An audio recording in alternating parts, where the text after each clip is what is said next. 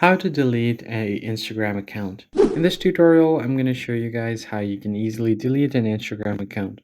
First thing you have to do is simply open up your Instagram and make sure that you are logged into your account.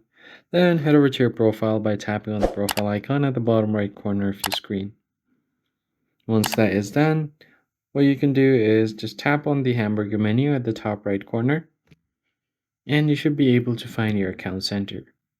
Once you head over to your account center, you can scroll down here until you find your account information. So go ahead and tap on your information and permission.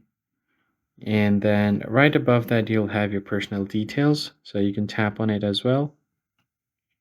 Now from here, you can tap on account ownership and control.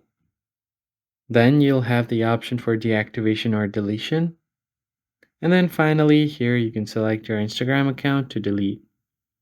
Once you've selected your account, select the second option if you want to permanently delete, or if you just want to temporarily deactivate, choose the first option. I'm going to go with the second option and then tap on continue.